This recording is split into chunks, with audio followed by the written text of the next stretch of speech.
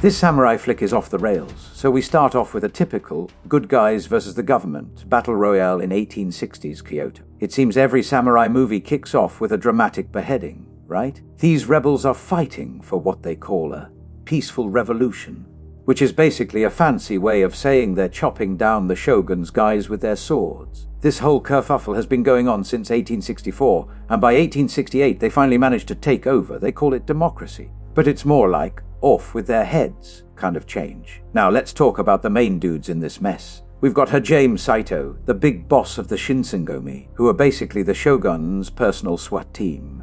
He's not having the best day, watching his side get their butts kicked. Bloated Slayer, or Hadokiri Barosai. Dude's got a knack for killing folks faster than you can say Pikachu. Spoiler alert, that's our boy Kenshin back when he was still into the hole. Slay first, ask questions later.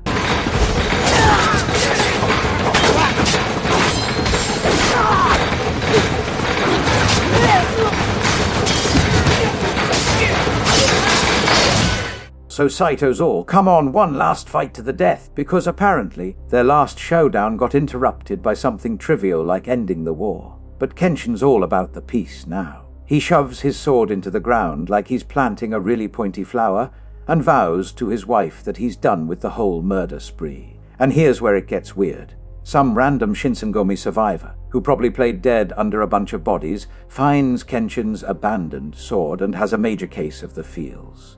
This sword's got more baggage than a hoarder's attic, and it's giving off some serious vibes about all the lives it's ended. Fast forward a decade and boom, Japan's got this new big cheese, Admiral Yamagata, calling the shots. The place is supposedly doing great, but you know what they say, there's always that one guy who's got to mess it up for everyone.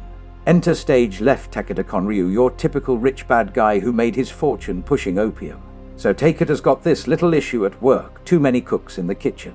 Namely 2 drug makers. His genius solution, off one of him, the male chemist gets wise to his impending career change and does the only logical thing. He takes a flying leap out a window, classic move. The next day rolls around, and Saito, our friendly neighborhood cop, stumbles upon this poor dude's body. They're looking into it, and Sato's like, nope, not the real Barosai's Mo.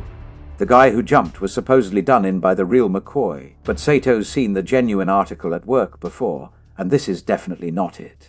Meanwhile, Kenshin's just minding his own, strolling through the town, when he sees this wanted poster for someone calling themselves Barosai. This girl Kwarukami jumps out and starts swinging a wooden sword at him. She's like the town's D.I. Barosai hunter, and she's not exactly discriminating with her targets. He tells her he's cool, just a wanderer, and shows her his blade that's all reversed and safe. Kwarukami feels like an idiot and says sorry. Then we've got Saito, who swaggers into Villain HQ to have a chat with Takeda about the murder. Twist alert, the guy they're looking for is actually an undercover cop. But alas, this isn't some fancy detective show, so they don't have the goods to cuff him yet. Sato's got to leave with nothing but a stern talking, too.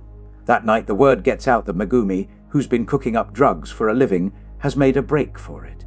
Naturally, this sends Takeda into a bit of a tizzy since his whole operation is on the line. So he sends a dog in, this fake Barosai guy, to go and find her. Now, get this? It turns out Udo is actually that zombie samurai we saw in the very beginning, who stumbled across Kenshin's sword a whole decade ago. Megumi, not wanting to be caught, makes a beeline for the police station because, hey, it's the safest bet when you're on the run from a maniac. But surprise, surprise, Udo's like a bloodhound on her scent and follows her there. He basically turns the place into a slaughterhouse, taking out every cop in his path.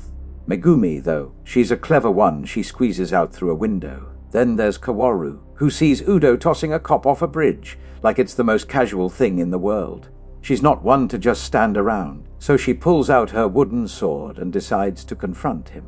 Udo barely breaks a sweat, knocking her down. Enter Kenshin, our hero, who shows up at the perfect moment to keep Kaworu from becoming a permanent part of the scenery. Udo gets all excited because he's finally face to face with the real McCoy, the Barosai he's been hearing legends about. But before they can go all out, the cops show up and crash the party. So Kenshin grabs Kaworu and they make a quick getaway. They end up at her family's old dojo, where she tells him about her sob story. Her dad used to run the place. It used to be a bustling school. But thanks to all the recent bad vibes, she's down to one student, a kid named Yohiko. Basically, their reputation has dropped like a rock on Yelp. because of murder. The next day, some rough dudes roll up and tell Kaworu she's got to sell the dojo to them. But she's like, nah, it's my old man's place. So they go nuts and start breaking stuff like they're in a wrestling match or something. That's when Kenshin swoops in and saves the day with nothing but some wooden sticks.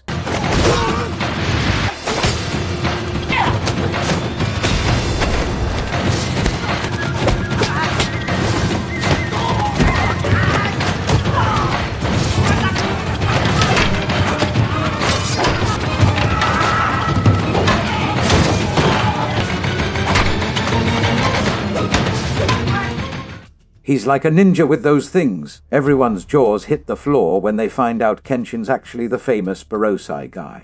Kaworu's especially shocked, because she just realized the man she's been playing hero with is the same type of dude who, killed her pops. Awkward. The cops come in and scoop everyone up, including Kenshin.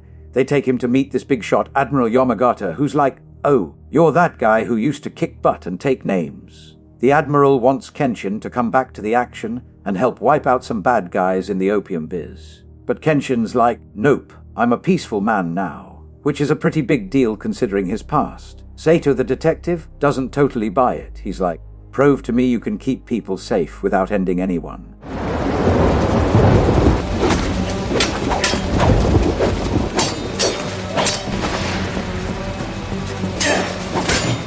So, they have a quick tussle that gets stopped by the Admiral, who finally gets that Kenshin's not going to be his secret weapon. While all this is going down, Megumi finds Yahiko and asks him to hide her, and Kaworu's just outside the police station, waiting for Kenshin because she knows he's got nowhere to crash. Despite knowing his shady past, she feels he's really trying to turn over a new leaf, so she invites him back to the dojo. They all grab a bite at a tavern that night, and Kenshin's acting all out of place. It's like watching a fish out of water try to make small talk. But hey, he's happy to just chill with some people for once in a long time. Then, here comes Takeda with his own entourage trying to hire Kenshin as a bodyguard. Kenshin's like, thanks, but no thanks, because he's not about the drug lord life. Enter Sanosuke, this guy with a sword so big it's like he's trying to compensate for something. He's fresh out of the slammer and wants in on the action. Sanosuke challenges Kenshin to a fight to show off for Takeda. They head outside and start going at it on a bridge. Kenshin's just dodging everything like they're playing dodgeball with swords.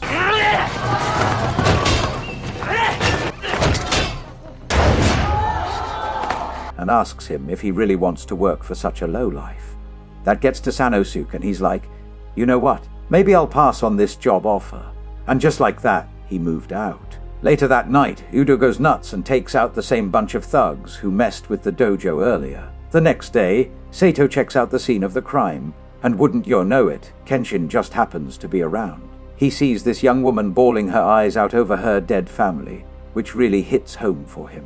It brings back some seriously sad memories of when he offed a bunch of Shogun supporters back in the day, including some dude who was supposed to marry his future wife, Tomo. That's right, she ended up giving him his second facial scar after her fiancé gave him the first one. Kenshin's living the quiet life with his little makeshift family, Kaworu, Megumi, and Yahiko. They're like the island of misfit toys, but with swords and stuff. He's really trying to be a good guy and not slice anyone up anymore. The local water's poisoned, and people start dropping like flies. Megumi, being the doc in the group, takes charge of helping everyone get better.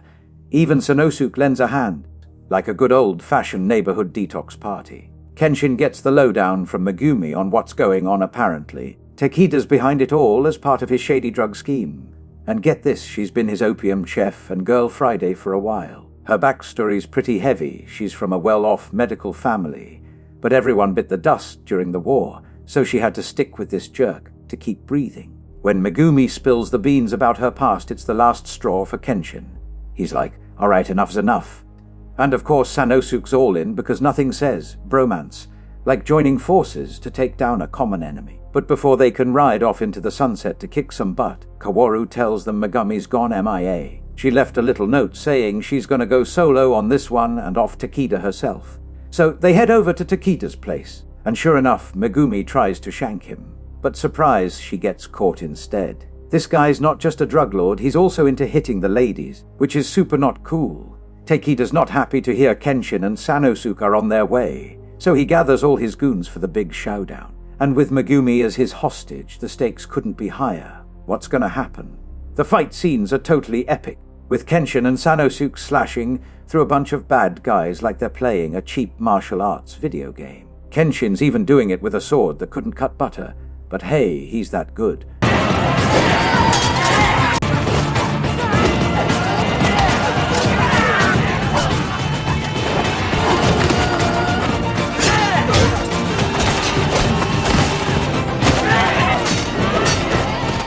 They run into these two big bad dudes, Ino, Banjin and Gain, which is basically the warm-up before the big boss battle.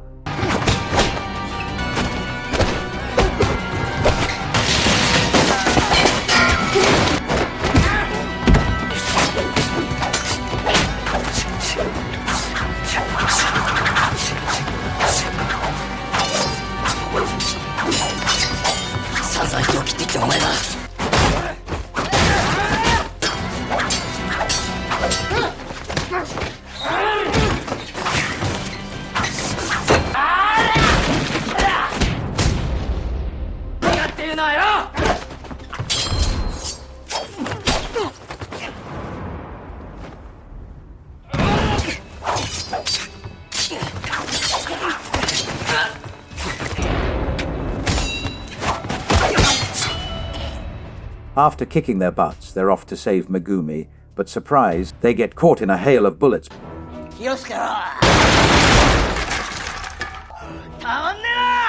Sato shows up with some backup, and they play it smart, capturing Takeda and his goons without too much drama.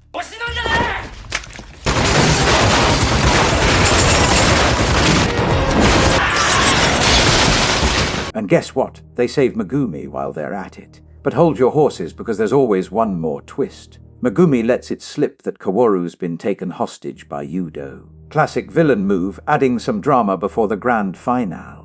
Kenshin sprints to where Kaworu's being held and walks right into Yudo's trap. Yudo's got Kenshin's old sword and is itching to use it, even messing with Kaworu's breathing, forcing our hero to fight like he means it.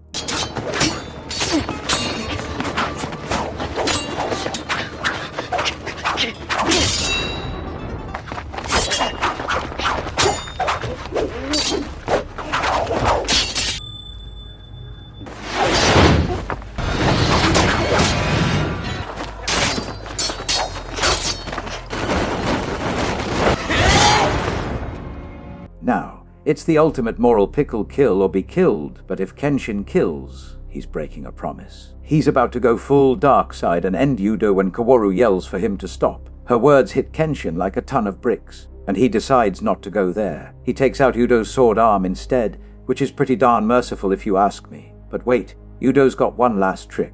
He pulls a move that's basically suicide with style, saving Kaworu and giving Kenshin a way out of his killer mindset. It's a kinda noble end for a guy who was mostly a jerk. Kenshin carries the passed-out Kaworu off somewhere, and after a few days, she comes to thinking maybe he's ditched her and gone back to his old bad habits. He was just out getting groceries, because even if you're an ex-killer, you've got to eat your veggies, right? So they all just go back to their chill life at the dojo with their wonderful family of ex-cons and orphans. If you've made it this far without smashing that subscribe button, congrats. You officially have more self-control than I do at a buffet. But seriously, hit subscribe. I waste my life watching movies so you don't have to. It's the least you could do.